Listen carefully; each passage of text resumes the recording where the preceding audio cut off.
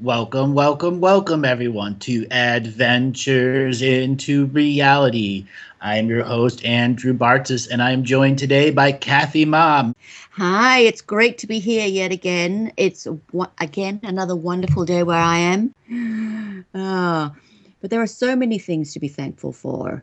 I mean, this year has been a tough year for so many of us. I mean, good stuff has happened too, but also a tough year. But it's a time where you start to review the year already and start to count and list the things that you're thankful for. And that's really an awesome thing. Yeah. The things that I'm thankful for is all the, friends and loved ones that have been in my life. So this journey for the last 9 months of this year, going on 10 months, almost 11.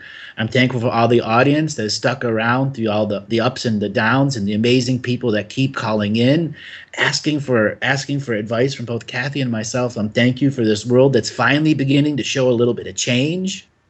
Yes, you're so right. Everything you've listed, ditto.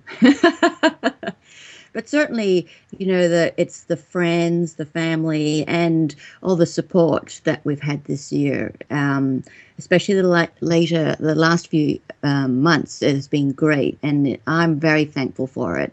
And it just reminds me how great humanity is. I mean, despite everything, so much humanity is just so beautiful and wonderful and caring. I love it.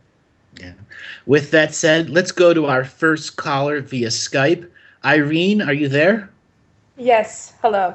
How you doing today? Where are you calling from? I'm calling from Vancouver, BC, Canada. Vancouver, BC, Canada. How did you find out about the show?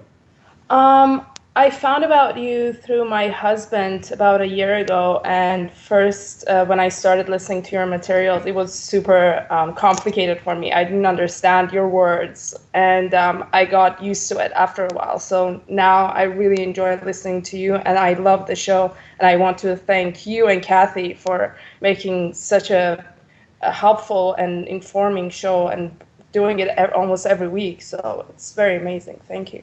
Thank you so much. So what kind of questions do you want to ask today?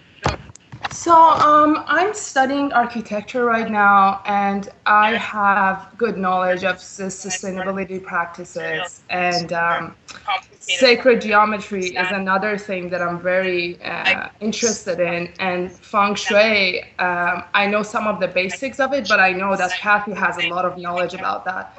Yes, I'm studying architecture in school, but I'm also very interested in geometry, golden ratios, and all these ancient architectural practices that were sustainable.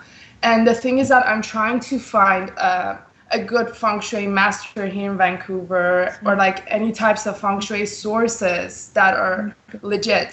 There are a lot of different types of practices or teachers that are around, and most of them don't have really good access to good knowledges out there. So I was wondering if you can tell me how I can combine these all, and as a career, I wanted to ask you what you see with that for me, and also if you have any good sources, any books or any people that I could refer to listen to them to get the knowledges that I require.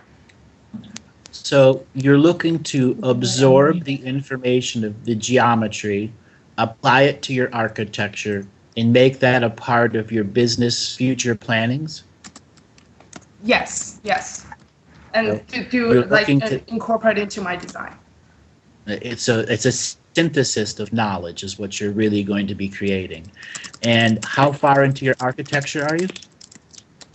I still have 1 year left, but I also have a degree in civil engineering sustainability. So I'm aware to some extent about the practices in that field, but just combining them all, I feel like it's a lot of information, and I'm wondering like how to approach all of this, because the landscaping feng shui, that's another thing that comes into playing a huge role of where you choose the site and the orientation, obviously, of the building. I'm sure Kathy has a lot of knowledge about this. So, Okay. yeah, I was just wondering how I can find information on the basics that are very important and combine them all, and what you see in the future career of mine regarding all of this. All right. So the first thing first is there's a lot of incomplete data points here. There are certain things about sacred geometry structures, such as the arch, the dome, that are regularly used and reused as part of architectural processing. There's a lot of missing data points. So the first thing you want to do is study the arch. The arch is one of the most important geometric structures that is out there, as well as the dome. How familiar are you with domes? I haven't really looked into it, but it kind of makes sense to me because it's kind of has a round shape and probably lets the energy flow. Right. Yeah. So it also gives you the calculations for pi. So the dome is a ratio of pi, and the pi also relates directly to your consciousness. So if you know where pi is in the center of the dome, you'll have perfect echolocation. This is something as a future architect you have to take into the center of your spiritual being, because you are creating something that is by design to be aesthetically pleasing to the seen world and beneficial to the unseen world. That is why you'd use sacred geometry built within architecture to create a flow of energy, a synthesis of the mind, body, and spirit. So as it moves through the structure, the place, as you go from place to place, the energies are in a rise and a fall. So studying the dome and the arch is really important. Something else, for your own personal benefit, learn how to build an arch. And you can go and do this out of simple bricks. You can go and buy 30, 40 bricks and make a very small arch and, build the wood structure underneath it. You can go on YouTube and how to build an arch. It's important that you have that hands-on experience, not because you're supposed to be a constructor. It's the visualization process of its creation, the setting in of the keystone. Because when you're building architecture, there'll be several dozen expressions of keystones throughout the building. And those will be your energetic focal points, in which you would insert a different piece of material into those keystone areas to amplify the energy that's coming from the pressure of the arch or the dome. Does that make sense to you? So do you mean the arches and dome is kind of the main point that brings in good energy into the home? It's the first two concepts human beings began incorporating into their bigger buildings. From that, multiple other architectural formats based off of geometry as well as feng shui were created. So I want to bring Kathy in here a moment to talk about structures in buildings that may relate to feng shui and energy, how it will apply to your bigger vision of becoming an architect of energy for homes, buildings, houses, cars, whatever. Mm-hmm. Hi, Irene. Hello, Kathy. So one of the things, what you've covered so many range of things, I'm struggling to think where to start. I think, okay, first things first, I think the interest you have in feng shui is very good. Your basic concept of what it is and how to incorporate it is very good. So I like that. I love the interest that you have in it. I think it's going to be very difficult to find someone who is, let's say, of a good standard that suits you in your location. Mm-hmm. So that might be, you might have to consider doing something like that, more of an online kind of thing with someone who is not necessarily in the same even country as you are, because I think that the people that you will resonate with are really not based over on your side. They're more in Asia side. So that is going to be one thing. But for me, when I look at your energy, I would probably say that this is something I would probably recommend to you a bit later down the line rather than earlier, because it's a very involved, let's call it, topic. So with everything you have on your plate right now, I am a little bit concerned that it would all be too much, because there's actually, when you just do a little bit of feng shui and get a basic knowledge, it isn't terribly time consuming. But once you start to get a bit involved with it, it really does consume you daily. And with everything going on in your life right now and upcoming, I think the time management would be a problem for you on all levels.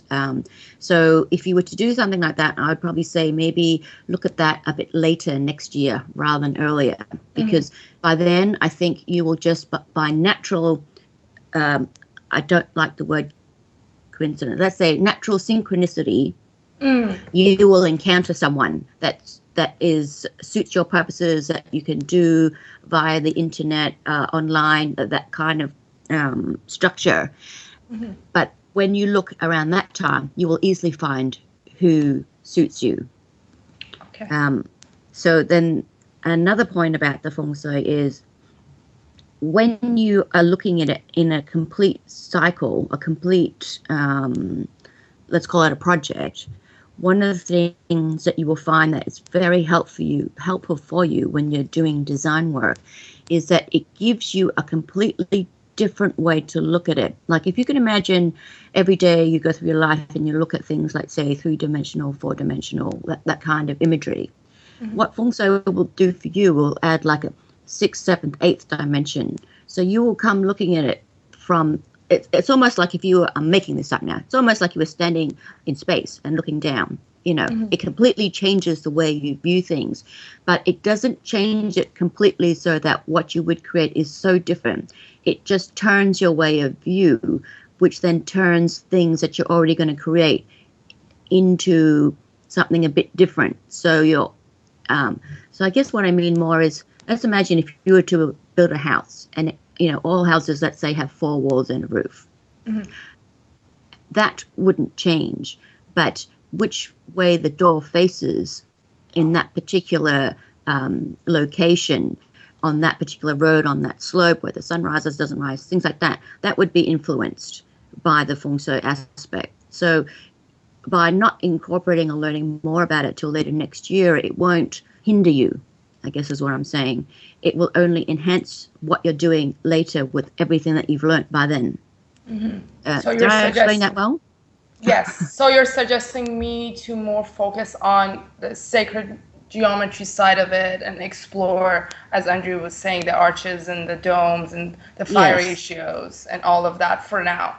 And then later on get into feng shui aspect of it. Yes, because once you've got all your building blocks, as Andrew has described, then you'll look at it from a different angle. But to do it the other way around would be complicated and confusing. And also another question I had from Andrew, you don't see a lot of domes and arches being incorporated into the buildings here in Vancouver that much. So what I'm trying to say is that, are there any other aspects you're suggesting? Obviously, I'm going to study all these, but are there any other things that the clients would prefer here in this location more that I should be taking a look at regarding the geometry and everything? As an architect, helping them select the land. That is a surveyor, but a spiritual surveyor also. So that can be something you can begin to make little pilgrimages to places that are new developments that haven't been, that the bulldozers really haven't come in, or the bulldozers have just made roads, and visualize where the house would be. And then feel the energy of the land. Where should the house be placed, and begin mastering that, just by going to the developments that are under development. It doesn't matter what level, to just walk in there. They usually don't care. and begin to visualize that bigger process. What would this development be? How could I incorporate community developments into my geometry of the way the roads fit? If you want to think on that bigger scale. On a more interdependent scale, getting let's say, a big list of bunch of properties that are for sale, and then just going to them. It doesn't cost you anything. It's just go and look and then begin visualizing, begin your own drawings. It's important that you draw, whether it's on the computer or paper, it doesn't matter. Though at times hand drawing may inspire you more. Having a portfolio of self-driven material, so that, you just come to a space and, you may like the house, but, in your own mind, you could tear it all down and build something new. You're not intending to buy the place. So surveying land, being willing to take pilgrimages to see existing buildings and structures. And then as you begin your research on domes, you'll discover that they actually sell what are called inflatable concrete domes. Have you ever heard of that? Yes, they're putting, I guess, concrete on top of a balloon shaped, and then just popping the balloon.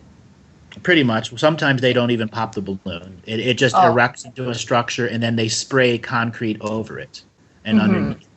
And literally, you can erect a 60-foot concrete dome in like 10 hours. Wow. Yeah, and then you just have to, run the power, the lighting, and all that other stuff. So you may want to look into that and begin some of your own simplistic designs. And they've even gotten some of these dome things down where you can buy your own kits and make like doghouse versions of them and stuff like that. So building your own. Have you ever heard of ferro cement? Ferro cement? No, I haven't. Okay, so it's another type of building material that came up, thousands of years ago. It's basically a very fast, hard-drying cement. And in a lot of second and third world countries, what they do is they take ferro cement and they build this like little tank that holds water in them, or they build a tank that has a little dome over them so that it can hold rainwater or act as an above ground cistern. And all it is concrete on very thin chicken wire. And you just have to learn to mix your concrete, and then you're able to make a variety of things. And many civil engineer groups that actually do civil engineering do what's called a concrete canoe. And they actually build it out of ferro cement, a 20, 30, 40-foot canoe, totally made out of concrete. It floats the whole 9 yards because it is using the shape and size of water resistance and then the amount of weight that's going to be in it. So it's important that you look at some of the building materials and begin building just small-scale stuff. Learn how to build a bucket out of it, and then a bucket with a dome. You can also do it out of clay. That's something else many, many people before architecture was done, they would do things out of wood or clay. Building miniature versions of stuff. And clay is one of those things, if you keep it moist, you could design a whole community, a house, the whole 9 yards. Oh, wow. I actually have some experience with sculpting, so I should probably get on that as well. Right. Go buy an 8-pound block of clay. It should cost you about $25, and you can just keep using it over and over and over again. And since you have experience sculpting, you probably got the cutting tools and stuff and shapes and forms. Yes, I do. And that allows you to experiment with some, let's just call them more megalithic concepts, such as, have you ever heard of the dolmens that are spread all around all over the world? Dolmens? Yes, basically it's a building that has 4 megalithic slabs that are walls with one little hole, and a megalithic slab on the top as a roof. And it is by design a high energy, high frequency place that beings that live inside it get great benefit out of. The stone is a type of limestone that has crystal in it, so it's constantly creating an electrical pulse pressure. It's known as the Piezoelectric Effect. You can build houses the same way. You get big pieces of stone that are still movable, and you stack them, and you make 4 walls. You put a megalithic roof on top of it, and you have a hole. The rest is designing the home inside. Thanks. And welcome back, everyone. Irene, you still there? Yes. So did you have any questions that you wanted to ask about what I said? Any areas that you wanted me to go in further? I feel like I need to research a lot right now, and I'm super excited because of the things that you gave me, the keywords. And at this point, I think I just have to do a lot of research about these to understand, because I just looked up megalithic slabs, and they all look like pieces of rocks to me. So I have to, Yeah, they're get just into pieces it. of rock that are stacked on top of each other using the science of stone behind it. So I was telling you about the concrete domes and the inflatable domes. The inflatable domes also have regular inflatable buildings. So that is something else for you to research, that you're at a point where you're trying to synthesize and marry traditional architecture that does incorporate some form of sacred geometry building. Another form is learning how to do it in a 3D program. Have you become familiar with any architecture programs or drafting programs yet? Yes, I'm working with AutoCAD right now, but the thing is that I still am not very confident with my 3D, but I'm getting there. So it should be taking less than a half a semester. So I want to bring Kathy in here to help bring some drive and focus to some of this study and how to, stay grounded with it and how to move forward with it. Thank you. Irene, how much more study did you say you had to finish this course? Sorry, I missed that. About a year and a half left. Okay. Yeah. How long was the course altogether? It's a 2-year program right now that I'm, it's a 3-year program, which they have squeezed into 2 years. So, yeah. No wonder you have a lot to do. Yes. Next term I'm having 12 courses, so. Right. Okay. Yeah. Not one for dilly-dally, are you? Don't have time to waste. Gotta wake people up. Yeah, I can see. When I look at your energy, I love the way it's just so bubbly and bright. You really are a ray of sunshine. And I applaud all the challenges you've bitten off right now, but I'm a little bit concerned that you're going to get tired. I think you already are a bit tired. And if you continue at this pace, let's say over the next 6 months, your energy levels do worry me a little bit. What I would like you to do is really look at what you do day to day. I would like you to employ time management. And when I say time management, I mean more effective / in my eyes, better time management, in that you allow yourself more time to relax. Because more? I'm relaxing all the time. I'm trying. Yes, but surfing on the internet is not that relaxing. Like your mind is still going. When I say relax, I mean, check out from everything, just go walk your dog and meet someone and chat about something completely different, or, on a day, something that is not related to your everyday schedule. Okay. Because if you don't start taking more care of yourself and having more, I'm just going to call it good / proper rest. I don't like those words, but I can't think of better words right now.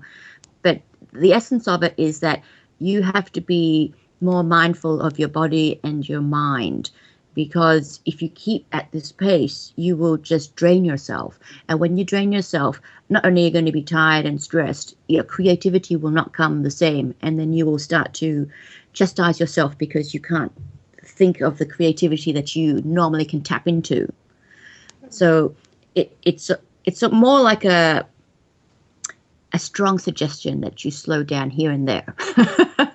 Okay, but do you also suggest like meditating? Because the free time that I have that I count as relaxing, I usually love to take naps, and these are parts of my own schedule that I try to incorporate. But you're telling me that it's better to change it up, to go for a walk, and rather relax in those types of ways. Not one or the other. I'm not saying don't do that. I'm saying incorporate more time to do things that change your schedule a bit, right? Or amend your schedule a little bit to incorporate, let's call it more your body and mind fun things that are different to what you're doing now. So You know, for some people, it's going to a spa for day. Some people, it's, you know, walking the dog. Some people, it's outdoors, camping. You know, it's whatever it is for you. But it has to be some change to what you're doing now, currently.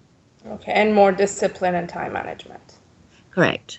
Because you get so involved. I mean, your brain works at such a fast pace.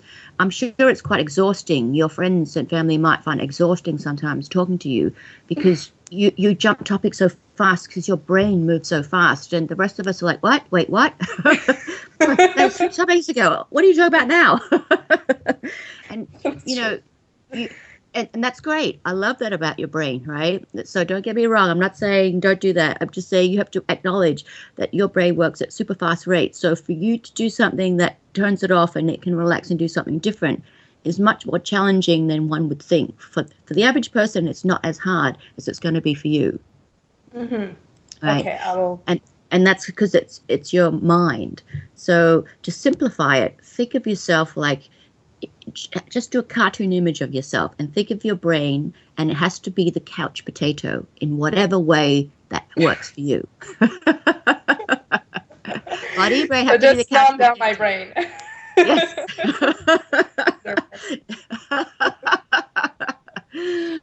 But if you can do this, and if you can incorporate that, you will be surprised at how much more clarity your brain has over time and how much more energy your body has over time. And that will be the 2 things that will show you that you're doing the right thing. Even though you're a bit like, oh, it doesn't feel right to be just doing nothing or relax or do, you know, fun things just here and there when I should be studying or whatever. But it's like when you get back into your routine, you will understand what I mean because you can see and feel the effects. Okay, I will pay attention to that. Yeah, it's a hard one for people whose mind works really fast. So anyway, going back to your study, to me, I'd say if you can incorporate that into your everyday life, I would say you will have no problem in finishing your course on expected schedule. If you cannot incorporate that, I worry a little bit in that you may just become too burnt out and then have to struggle and not maybe not finish on time or possibly not the way you wanted. Okay. But do you also see the career-wise that once I finish this course, that I can just, you know, incorporate what I want, and like, how do you see this as a career-wise for me regarding the abundances that come towards me? I think when you finish all your study, because to me, this doesn't look like the only thing you're going to do. To me, it looks like you add something else after this. But let's say when all your groundwork is done, I don't like to say study, let's say all your schooling that you enforce upon yourself is complete, then I think you will be surprised in how well you do, in that what you're going to do, you morph into something a bit different to your original plan. So let's say, for example, you're planning to do architecture.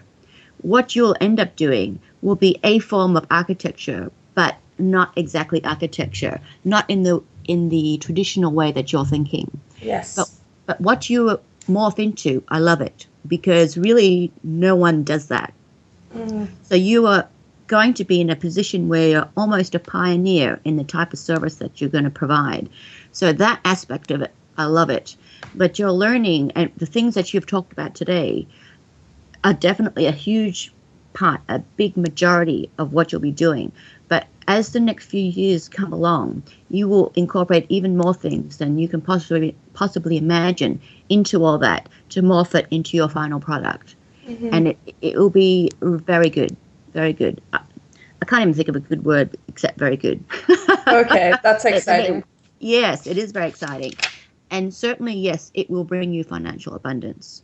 So in that sense, it's like, you know, when you're learning and you're struggling, it's like, oh, you know, when I'm going to earn some serious money, you know, it's like, oh, very well, but, you know, I really want to buy a new TV or this or that. How long do I have to suffer through this?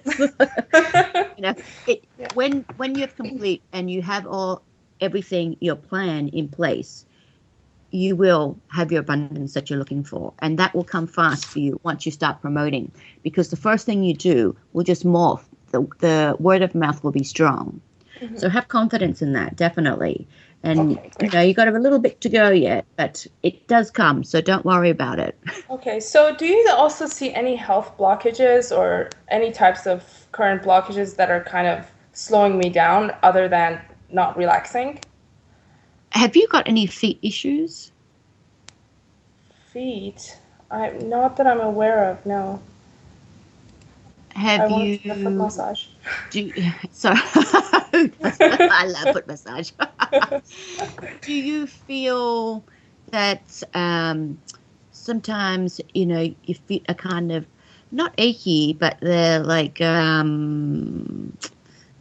tight, I guess is the word. I would say my heels when I'm standing on my feet for a long time. One of the things that you can do for that is, of course, the footies. They're absolutely fantastic and have such great benefits. But one of the things that you can do as well is for yourself is learn the points in the feet, the reflexology points. Mm-hmm. You can even look it up online. There's charts everywhere showing you which points are what, because you can do a lot of self-massage yourself. I mean, reflexology. Of course, it's nice to having someone else do it, but still it is something that's worth pursuing because everything on your body above your feet basically is related to your feet. So, for example, when you're having your menstrual cycle, there are certain spots that you can rub on your foot that will actually alleviate period pains, that lower backache, the puffiness. And when you massage your own feet, you'll actually find that the part that you're massaging also appear to be a bit puffy. It's weird, but that's just the way it works. But I think you will find that certainly helps you a lot. Okay. But sometimes when you feel a bit, lightheaded or you have sudden hunger pangs, same thing, you can do your feet, and that will make a big difference. It sounds weird, and sometimes, of course, you're not in a convenient location to to access your foot when you're feeling like this. But you can always pop into the bathroom or something, and no one's really going to question you if you're gone for a couple of minutes. Yeah, I'll definitely try to incorporate that because I'm aware of the different types of points on the foot that relates to the body and organs. Yeah, I have a question here. When you're studying, do you turn your body into a pretzel with your legs, like under your butt or anything like that? Yes, I do get sometimes knee pains from that. Like I cross my legs. Yeah. So that is causing major issues with disconnection to your coccyx and your sacronella on the left and the right of your sacrum. The sacronella holds extracranial fluid. So when you find yourself sitting like a pretzel on your chair for long periods of time, that is your body actually trying to tell you something's going on with your energy functions. So observe, what are my legs doing? Why are they like this? Am I in a scenario where I'm really not studying and I'm half studying and my body turns into the pretzel? Meaning if it's doing that, you got to either A, stop the mechanical pretzeling process or stop studying. Okay. It's recognizing what Kathy was saying, taking real time off. Mm-hmm. So there are times when you study, it's more than an 8-hour day of physical work. It takes a tremendous amount of power to process stuff. That's true. To learn it. That's not just rote memorization. To actually learn it because you're intending to do this for a career that's going to take you off into the future. Yeah, and I need a healthy body for that. Right. Well, not just that. You don't want to practice at mediocrity. Mm-hmm. That's your worst thing you could do is graduate as a mediocre student. Yeah, that's true. That would be against everything that is you. Yeah. Okay. So engage the sacred discipline. Make a choice. Am I recreationally learning because I've got to put my 9 hours in today to study this? Or am I really ready to just take a break and say I'll come back at it when I'm more focused and I can do 9 hours of work in 6? Yeah. The thing is that I sometimes neglect the way my body feels because I have so much school work to do. So I need to pay more attention to that and take it more seriously. Do you have access to a swimming pool? No. There's no public swimming pools anywhere you could go Well, to? there is one close to me, yes, actually, yeah. So what about So that's a good. Okay, so make it a regular process to go there twice a month to start swimming. Okay, twice a month. Okay? Even if it's only 20 minutes or 30 minutes, you've made it out, you've made the journey, you get in the water so your body can begin unraveling all of the excess stress that it's holding on to. Mm-hmm. Because I used to have some really bad neck pain as well, and I started seeing a chiro, and now it feels better. Can you see something with my neck as well? Because I had a lot of problems with that. What started the neck pain? When did it come through to you? The pain became noticeable when I was going to fashion school, and I had my head down for 8-9 hours at a time, and yeah, I noticed the pain there, but I believe it has been probably developing before that as well, because I do kind of have had bad posture before. So, I'm trying to work on that now. Okay, so the actual issues with the muscle from your occiput under your left and your right ear down into your shoulder blades. So that muscle has gotten extremely stressed, and inside that muscle is a set of nerves that are constantly firing, and that is causing your head to go left and to go right. And when you had your head down for that period of time, it accentuated your C6 and your C7 and your cervical and your cervical spine. So the chiropractor, what he did is adjusted your occiputs and your C6 and cervical spine so that they're in alignment. You have to figure out what you can do to bring your body back in alignment that doesn't include somebody having to, do the chiropractic adjustment. So there are yoga maneuvers that you should begin to look at that will stretch the shoulder blades, the neck, etc., and begin to make you incorporate that. Like every 35 minutes of studying, you have a little alarm clock that goes off and says, do 5 minutes of stretching. And make that every much a part. Not only will you learn faster because you regularly have that stretching process, but you will also discover it's easier to do in the long run. I will definitely. Also, can I still ask another question, or? Sure. I feel bad. I've been talking to, I'm not sure if you're aware of him, Jay, and he has told me that I do have spirit inside. Like some people do have that. It's called source spirit, and that with the energy, you're able to literally grow brain size and change the DNA in people and all of that. So, do you have? Can I hear your perspective on that as well? That is all in potential. But what is your focus now? Your focus is school. Yes. So if your intention is to be that focus, then school will literally not mean and have the same process for you. Okay. So is that your potential? So just put that on the side. No, it is something that you need to begin to slowly study on your own for something that is a hobby. Like I use the terms for fun and for free. It's just something you do for fun until one day that it starts clicking in your recreational brain. I want to make this sacred learning, so that you have some type of background in it, finding the right books or listening to the right shows, or at least going to, on the internet and beginning a common search and have a document that says, all right, I looked at this, I watched this video. So you have a running concept of what that could mean. So could you be a hands-on healer?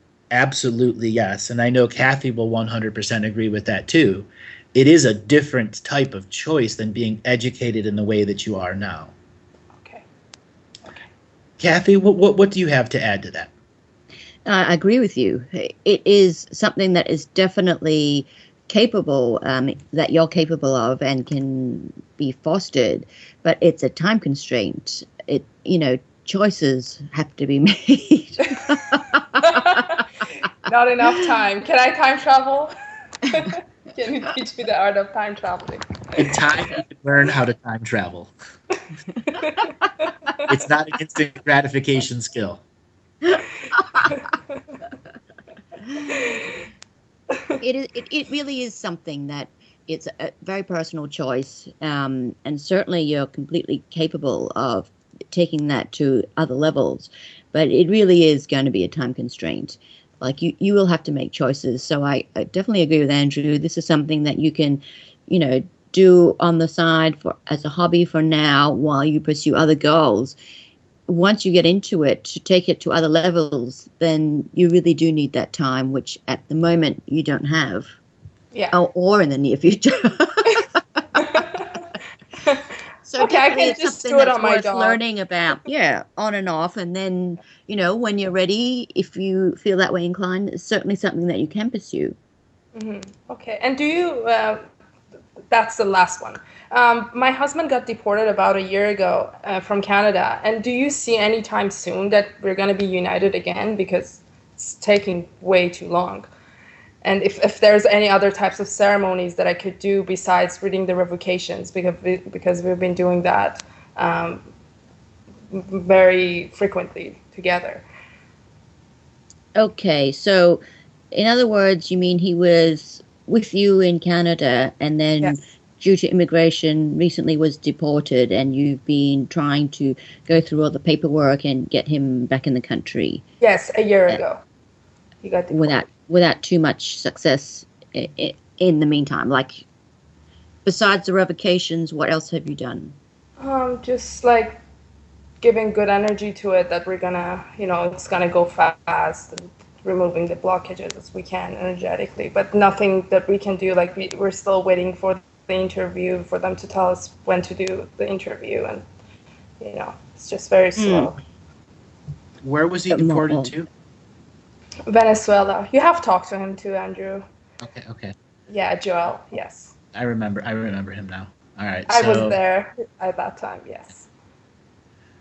I don't know if you're going to see him in the next 6 months.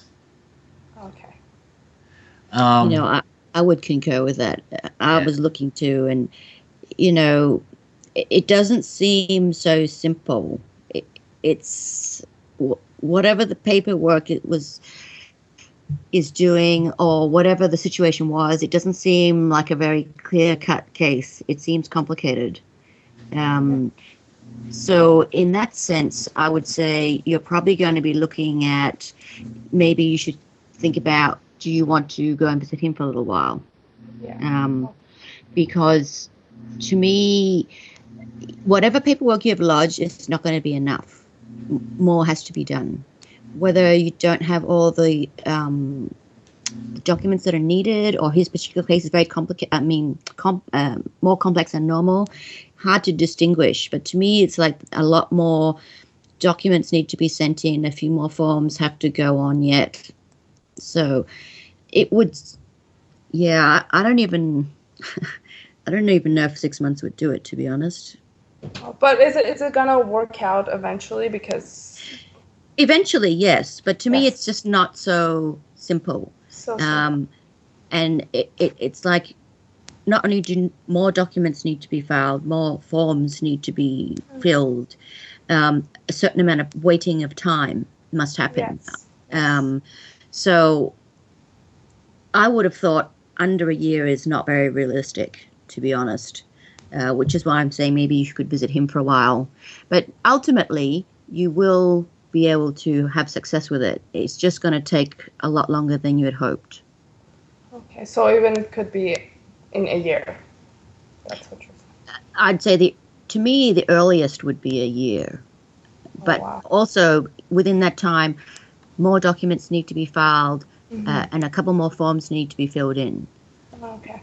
Yeah, and that's just, I think possibly at the beginning you maybe were given the wrong information about what to do, or not enough information. So some of the stuff that you discover that you need to do, you'll think, well, why didn't they tell me that at the beginning? I've wasted all this time. Yeah, they told us we don't have to send anything else in, and that we're waiting, that we're in a lineup for an interview. So that's all we got from them. But I don't know. And it'll be some time before you get any message from them. Yeah. So on a background note, you should realize the reason you are separated is because of the ancestral energies of Canada and Venezuela. So there are some reflections on ceremonies that deal with offerings to the ancestors of both Venezuela and Canada in the specific areas you are, and to see that as not necessarily the opposition, but more like speed bumps along the road that slow the process down. So if the two of you can be on the phone or on Skype like you are now, and both of you do an ancestral ritual together and resolving the energies from side to side, you can use the advanced artificial intelligence, sentience revocation, or any of the other ones that I have on invoking the ancestors.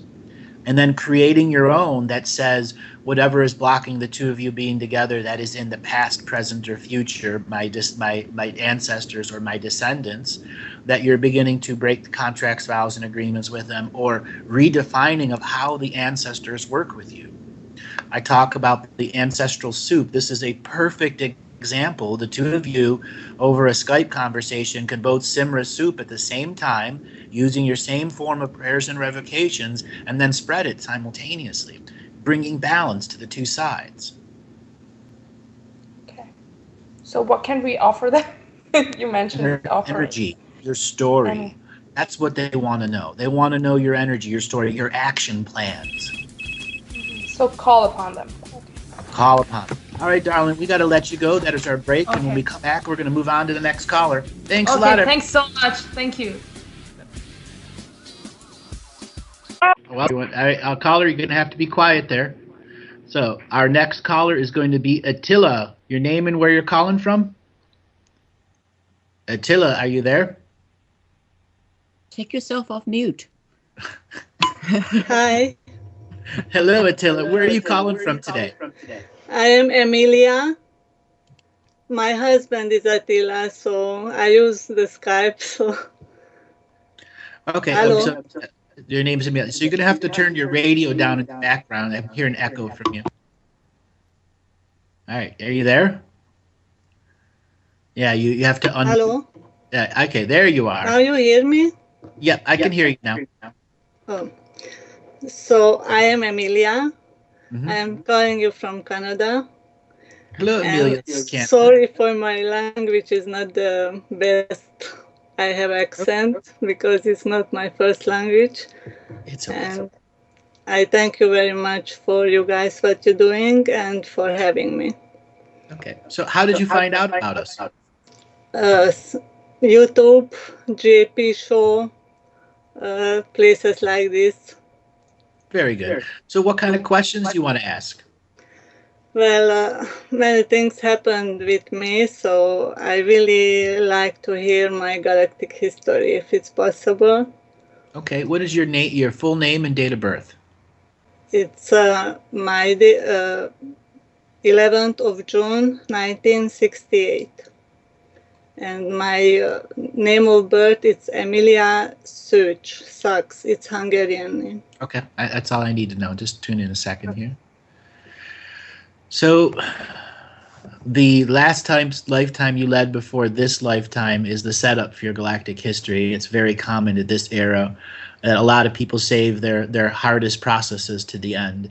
And that is what's going on with your life. Some of the most ancient things that have been going on in your soul's history are waiting to resolve here at the end. And that is how you deal with the hierarchical order, how you deal with the system as a spiritual exchange system, and not for what it is as a density manifest exchange system. So your last lifetime would have been 1936, 37, 38 is right about where your life would have ended. You would have had your life review.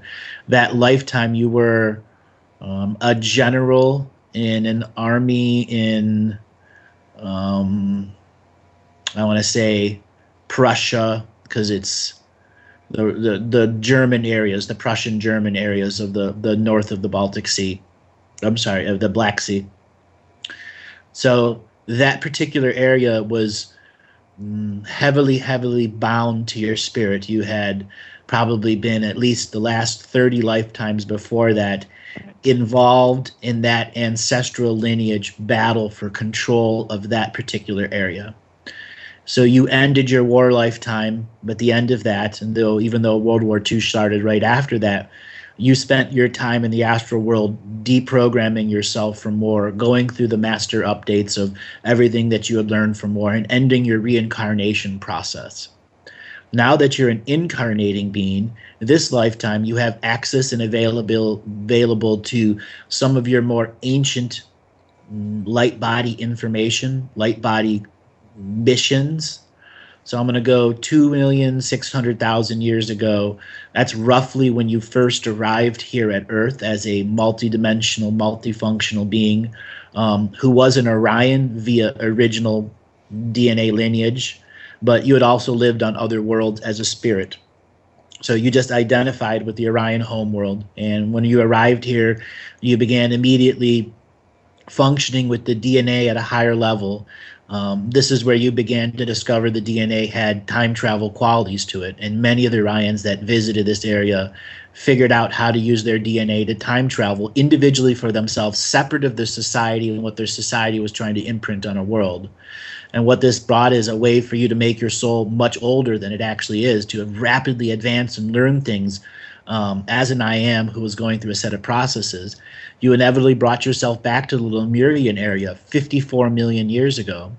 And this is where you, as the soul, who wasn't fully ready to be a 54 million year old Lemurian on a 7th density seed planet, found themselves entangled in a vast time travel expression that turned out to be a war that caused great destructions on this planet and other solar systems too.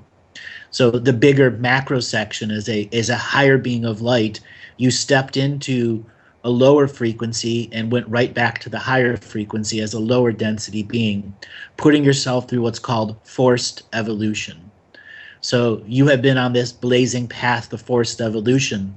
This is the lifetime where there is no forced evolution, where you as the sovereign free will being get to chart your own course, make your own signature frequencies of teachings, and stand up in your power as a heart space connected soul who can add to the whole, who can add to the frequency of unity, who can be a shamanic practitioner. For the times that you weren't in war, you were the healer. For wherever there is war, there is a need for healers on the shamanic level who can do spiritual psychic surgery. And this is something that is throughout your Akashic record history on this world and many other worlds where you have learned the spiritual surgical techniques of light frequency. So if a being of light gets shattered into 3 or 4 colors, you're able to reassemble the color frequency of the being back to its original light stream matrix. So what are you doing this lifetime for a job? Do you believe or not, I'm sewing leather jackets at home. Sewing leather jackets at home. Not selling, sewing. Sewing. I'm making them. Okay. So I'm a home worker now, since I'm in Canada. So not. Do you like doing the job? I start to feel it's enough. Okay. Well, that is another example of following the slave system. And you're at a time where you have to break out of the slave system and find a way to do more of your heart's desire. Have you ever seen? This is the first thing for why I am calling you, because I know I have to change something, and to ask your opinions in which direction to go. All right. So I want to bring Kathy in here to talk about job, confidence, and breaking the old mold of what's projected on you. Yeah. Hi, Amelia. Hi, Katie. Nice to meet you. And nice to talk to you too. How long have you been? Are you in Canada now? Yes, I'm in Canada, in Laval. How long have you been there? We came 20 years ago. Okay. As refugees, as immigrants. We came here from Romania. Mm-hmm. But we are Hungarians, so. Okay, so have you been doing this line of work this whole time, the sewing the jackets, or did you do something before? Before we came here, there too, I had my own company. So there I used to make these kind of things, but there I was the one who created them. So I designed them. It was a different kind of job like now. When we came here, I started in the factories, and I started to work for who I was able to survive. And 13 years ago, I started working at home. So the first 7 years I was outside, then I started working home. Okay. So it's the same line of business in a sense, the same type of business from before you went to Canada and what you're doing now, just in a different way. Yeah, exactly. There I had my business side also, but here only production. I see what you mean. Okay. Okay. So when I look at what's going on for you in terms of let's just call it money, career, work, things like this, to me it looks like, you know, you've got to a certain point where you're at it's like a, how do we say it? It's like a stable, like doesn't go up, doesn't go down. It's like a level kind of a place right now. To me, it looks like the work itself that you're doing is okay. I don't think you consider this very fulfilling, but it's something that you can do. You can get from A to B.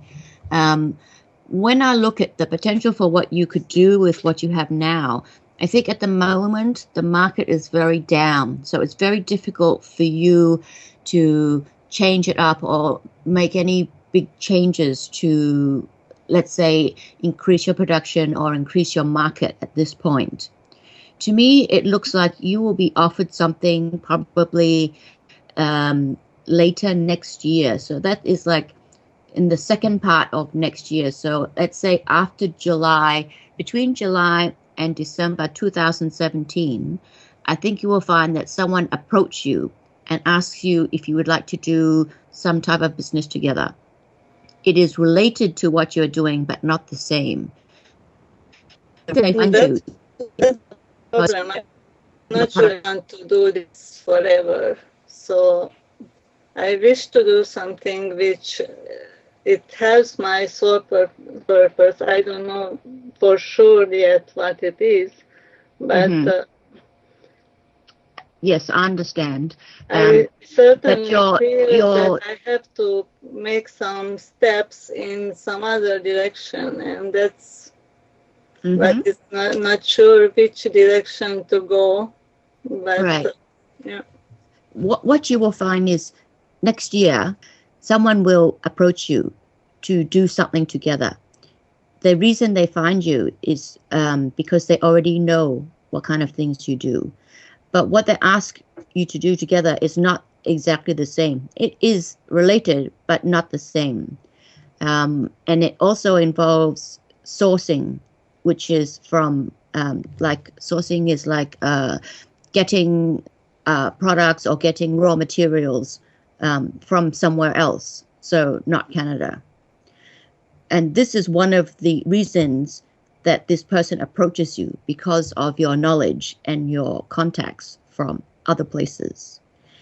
So before then, before July 2017, I think it would be very difficult to find something different to do that would be the same amount of money, let's say, to make it simple.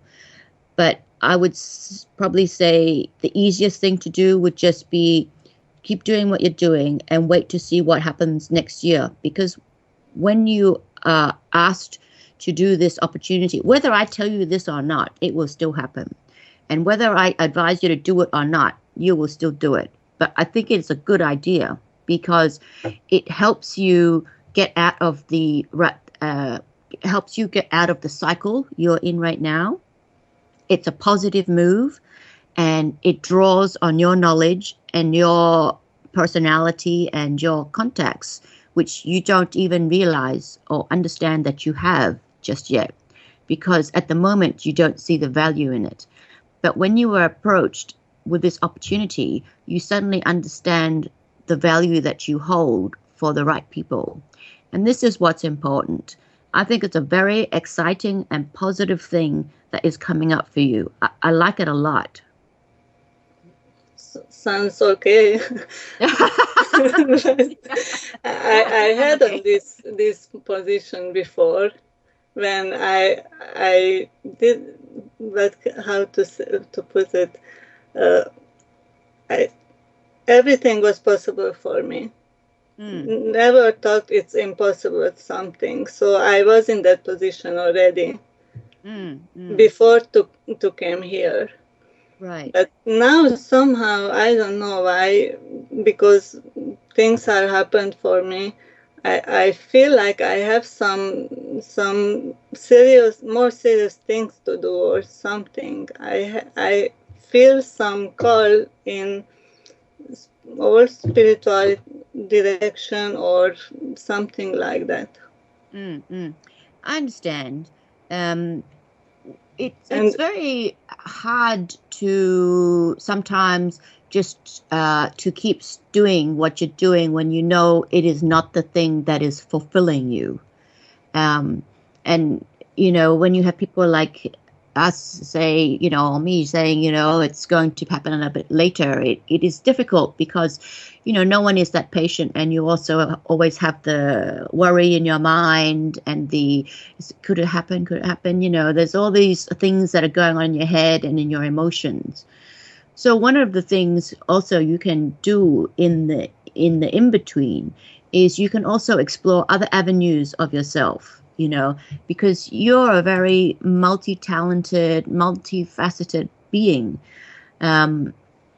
So one of the other things you can also even explore is the possibility of doing healing. Is that something that you have interest in before? Well, I just felt, since I have some spiritual experiences, I felt in my hand the warmth of my chakras. And I did healing on my way too. On what? Sorry? I did some healing in my way. Right. How I Okay. thought it would work, and I think it's working. Can you give me an example of that? Well, just bad feelings or between us in the family. I took permission of my daughter's higher self to look some runes what she had to heal her, to help her basically. Right. And I felt the same pain, and I was able to release, and this kind of stuff. So in myself also, with the light, I used to heal myself. And do you do much healing on yourself as well? Yeah, I used to meditate every day, and I used to use many light methods. I don't know. Nobody told me to do that, but just resonating with me, and I'm doing it, and I think it's working. When you say you used to meditate every day, do you still do that, or that was? Yes, I used to do a lot of energy changing work.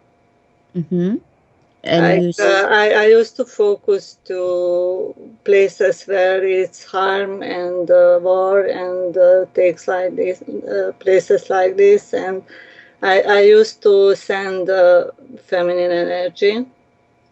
Usually, I used to work with lights and colors, not definitely persons or religious kind of figures to work with. And happened few times. I basically I was conducting. I felt like I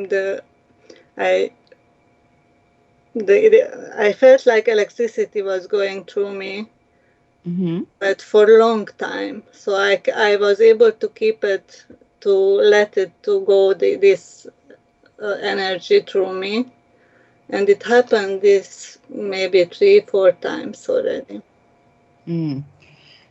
Can you, not can you, I suppose, do you do much healing for yourself though? For example, do you do the hands-on healing for yourself? Like you feeling a bit stressed, you feeling the pressure, do you do healing, like put the hands and feel electricity on your own body? I don't really used to use my hand for myself. Just I used to look those problems to change, to look it, to feel it, and then to release it, to change it. That's what I'm doing, because it has to come from inside out, I guess. So that is my understanding. You have to look at something to be able to change it. So I think probably another way to look at this is that you do spend a bit of your own energy and time looking at others to help with the healing, such as was it your daughter and the world and things that are going on there, which of course is always good. But you really also need to focus on yourself first. I used to. Okay. Maybe. Well, we need to go back to what you used to do then, and refocus on yourself, because you are a good healer. You have that healing energy within you.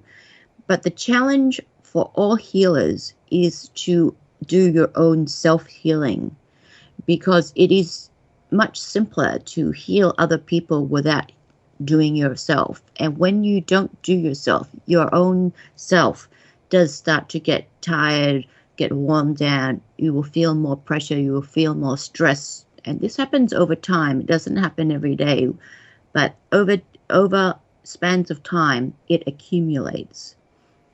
So you're in a place in your life now where a lot of things are happening. So it would be a good idea to start thinking about yourself, looking after yourself, your own well-being, your own physical well-being, your emotional well-being, and your spiritual and mental well-being.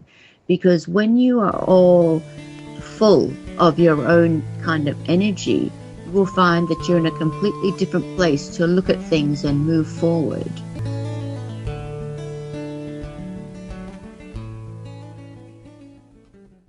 Welcome back, everyone, to Adventures into Reality with myself, Kathy Ma, and the amazing Andrew Bartzis, Galactic Historian Extraordinaire.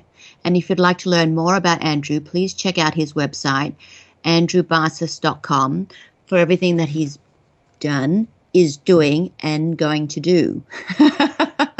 And all-encompassing. If you want to know anything galactic, go to andrewbartzis.com. And remember, you can get a private session and we'll be able to get to the bottom of your issues and help you see a better way ahead. So, Amelia, are you still there? Yes, I am here. Thank you for holding. So, one of the things that you really, I would love for you to do is to focus more on yourself. Challenge yourself to do it just for a month. Don't think about other people, their healing or their situation. Think about yourself and challenge yourself to do your self-healing. Because if you can do this, you will find that as the days go by, the weeks go by, that you will actually feel very, very good. Because, and this sounds a funny way to put it, but you'll be full of yourself. I understand. Every time I say that, it sounds wrong, but I mean it in the good, positive way. Because you have so much positive energy that emits from yourself and through your hands. So I would like you to focus on you, because if you could do this for yourself just for a month, where you are today and where you are in a month, you will notice the difference so much. Even your outlook, everything suddenly becomes more possible and more shiny. Do you think you could do that? Oh, yeah. Yeah. Usually I used to be in good balance. Mm-hmm. But when I have to talk like now, when I called you guys, I start to feel so nervous. I have hard time to calm myself down. I don't know. Yeah, of course. What is the A lot root of people, this? a lot of people have this little bit of nervousness. It's okay, and it's all very normal. A lot of people get it, and especially talking in public about yourself, it's a bit nervous, but that's okay. I mean, you had the courage to call, right? Synchronicity helped you get through because it is really not easy to get through. There are so many people calling. I'm trying few weeks, Yes, few so months ago, yeah. Well, only a few months. That's pretty good. You got through pretty fast then. It was your time on the wheel of callers. That's right. Yeah. See, synchronicity is already happening for you, and the positive parts of yourself are already starting to happen for you. So just continue through with it. Be full of yourself. Give yourself that full service healing. Yeah, thank you. You're welcome. Thank you so much for calling. So I have some other questions if you don't mind. One more, because we do have to move on. What is your other question? I used to have out-of-body experiences too. Mm-hmm. And once happened, it's a really, really strong energy tried to pull me out from the bed, but from my back. It happens after I finished meditating and I tried to go to sleep. It was not like the usual out-of-body experiences how I used to start. I used to let to go out, and I was in many places. And this time it was from the back, and it was a very, very strong pulling. It's because you're burning the candle at both ends. Yeah. And that was a missed opportunity because right away I protected myself because it was not known this strong energy by me, and then stopped working further. Yeah, so you were burning the candle at both ends. And that is a compilation of what Kathy had just said about taking time for yourself. You have many other out-of-body experiences that you're having. You're just unable to remember them now because you went into the defense mode and you don't actually have the actual volume of energy so that it can appear on this side as a memory. So take everything Kathy said into heart and say, what can I do in the next month? Take up Kathy's challenge for the next 30 days. Can it be all about you? No. Well, even if it's a next door neighbor that's having major issues, you got to say no. You got to stop burning it at both ends. Let the candle be out for a while. Get a new candle. Okay. Yeah, it's choice time. If you want these spiritual experiences to have fuel and power behind them that you can own as your own experience, then this is where you take up the mantle of self-responsibility and self-healing and self-nurturing to a whole new level. What you did in the past may have worked, but it may not work in the future. You need to regularly be at the a la carte menu of what is needed in the moment to begin to change the signature frequency of what's going on within you, to raise the amount of energy that are in your spiritual bank accounts.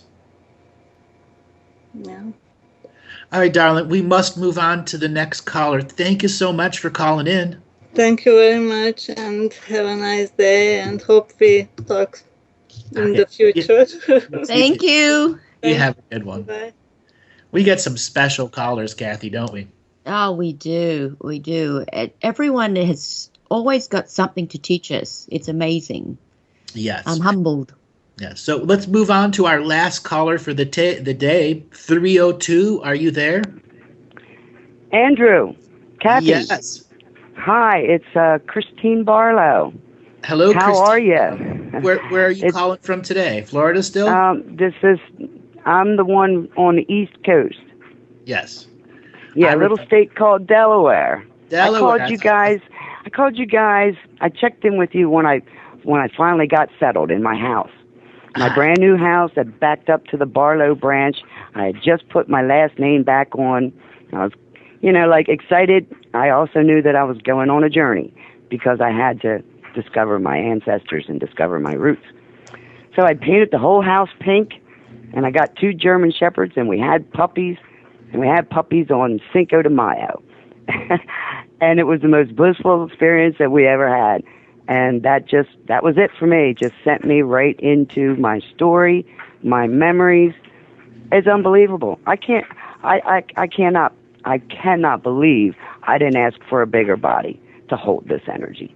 Seriously. So how you guys doing? I am blown away. I'm already blown away at the pink house. My whole interior of the house is, I tried to get it as pink as it could be, almost a white, so that when the sun would go down, it would just set off a beautiful pink glow, because I knew that it was the year to birth the feminine. I just knew. My brother had died last year, and he was the last of our family. My mom is still narcissistic, and, I was just like, look, I am done with all you people. Just done.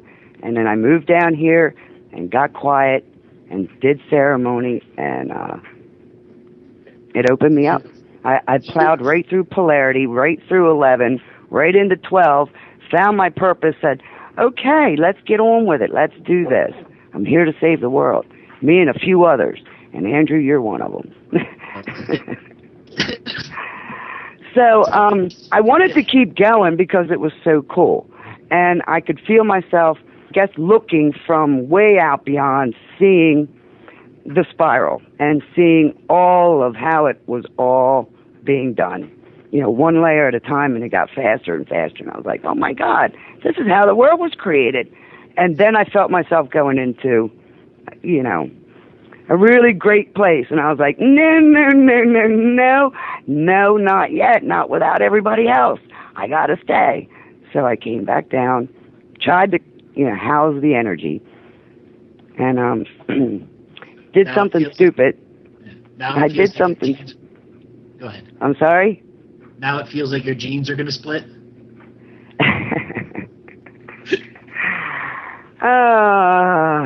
Well, that's how I was feeling. When I talk to you and I get connected to you, it just, the flux capacitor just starts to fly again. It's like, okay, it's okay, just keep breathing. It's all right. We're just communicating at a higher level. So I found out that the little soul inside is that little youngin', that little girl, and she is so excited, and I feel like I'm walking around with a huge exclamation point inside me, and it's like she just wants to do something. She is extremely intelligent, and she's the one that has shown me that she's been with me all along, recording everything as the observer. And when I was ready, when I was strong enough to go through, that layer where the void is, and all the fears and all the ghosts and all, and all of that, when she was showing me all of that, I just knew it was for her. I just knew it was for her, and I stayed with it as a mother energy, as a father energy. I stayed with her. I knew my brother, the other innocent one, the other boy energy. He was my light. It was like he was my flashlight, and we went in there.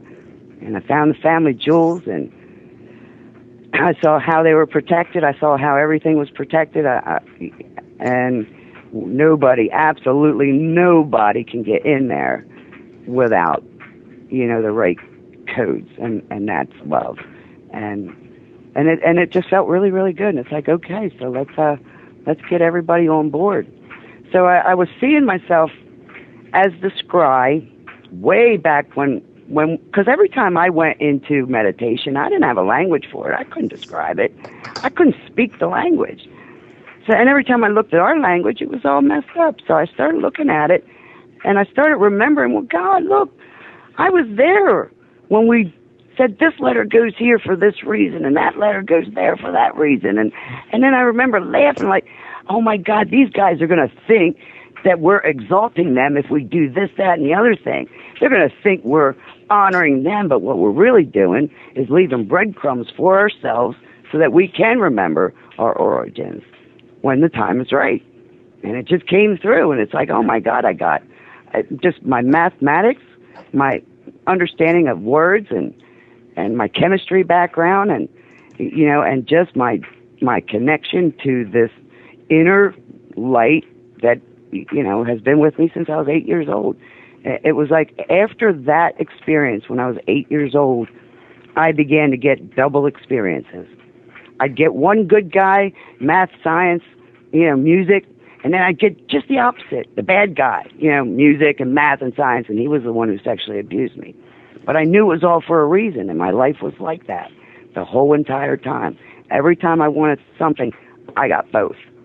And I had to learn discernment. I had to learn to figure out what was what. I had a dream a long time ago that I would be confronted by two Jesuses, and I would have to figure out which one was the right one. And I figured it out. It feels awesome. So I'm here to share this with everybody, but I'm all by myself over here in Delaware. But I did send the ripple of the red energy. I mean, I burnt a fire last weekend. So I got my, it was funny, I had it was a Halloween candy thing for the kids. And it was a plastic witch's cauldron. And I was like, ooh, perfect. And I ran around this house, and I was like, this one means this, and this trinket means that, and this one is, you know, and I just threw it all in there. This was 11/11. And I just threw it all in there, and I was like, okay, we are done. And I went out to try to calm down Mistake, and I went to a favorite watering hole where it used to be some good people in there. It used to be, you know, just some old souls that were kind of lost, and it was a good place. And we played music, and we had good vibes. And something happened in the last couple of years, and it's just become a very negative place. I get bad vibes every time I go near it, but I'm drawn to it. I have to go in there because I know it's my soul saying, all right, one more lesson, one more lesson. And I went in there feeling really, really good to the point where I really didn't want to be on earth anymore. It's like, I don't know how to handle this. I just don't know how to handle it. So I went into my favorite bar, and everything was good. And it was time to go, and I was ready to go when I ran into two people that looked familiar, and they were very friendly. And I sat and talked with these two women, and they were both really genuine and very shy, soulfully, you know, in a soul way. They were powerful, but shy. And then all of a sudden, this crazy woman, this unstable woman, comes over, starts yelling at my two new friends. Then she turns to me and confronts me. And then she tells me she knows all about me and how bad I am. And I was like, oh, no, here we go again.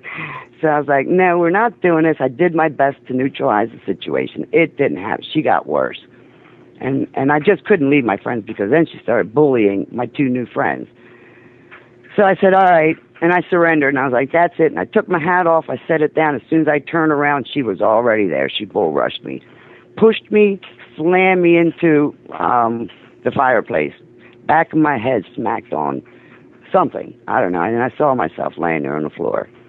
And I was above it going, well, they think I'm dead. They don't realize I can't die. You know, this really, really fucking sucks. Yeah, I'm sorry for my... But, you know, and I was kind of joking around with my higher self. And then the crazy woman came over. She heard me. She's like, you're faking it. I can tell you're faking it. She started to shake my body. And that's when my higher self said, you know, if you want to keep that thing, you better get back in there. And I was like, yeah, all right, I'm here to do a job, and I'll finish it. I'm glad I had some sense knocked into me. So as it turns out, she was terrified. She ran running. The whole place was scared.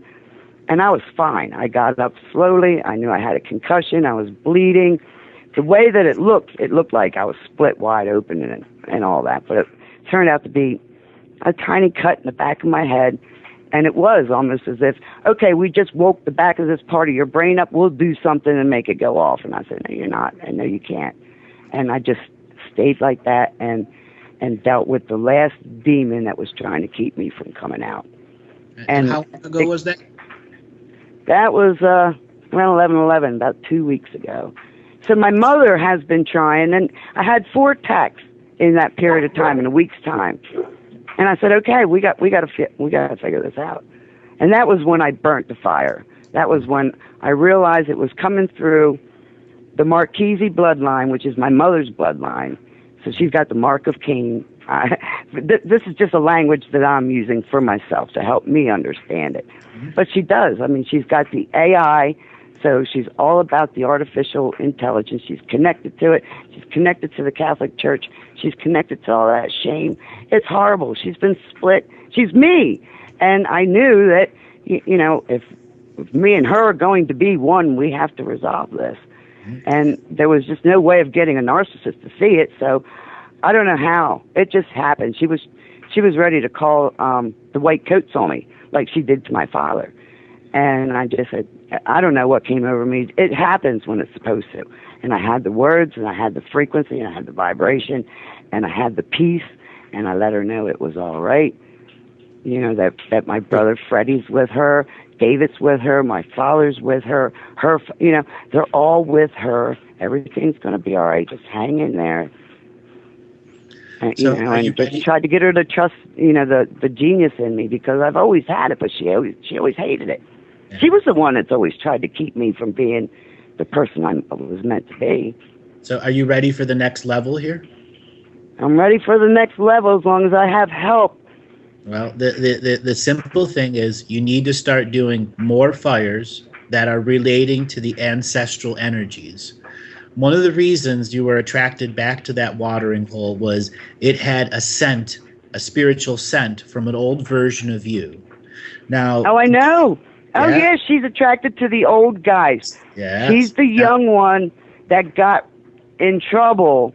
It's all my fault. I feel it. No, She it's was the not. one who got involved with the old soul and went running through the freaking. I know it. I feel it. So I the do. thing is, you have to start doing ancestral offering fires, where twice a month or 3 times a month, you could have a fire that's a pretty big sized fire that you're going to read all of the contract revocations out, especially the shaman's death. It's very, very important that you use the shaman's death. And then at the end of it is where you've got to recall all the other versions of yourself that were in charge in polarity and bring them into the element of fire so they can be cleansed of the old spiritual sense. Because your light bodies are still out there in the galaxy, the universe, and the local places looking for your 1 degree of separation to create synchronicities.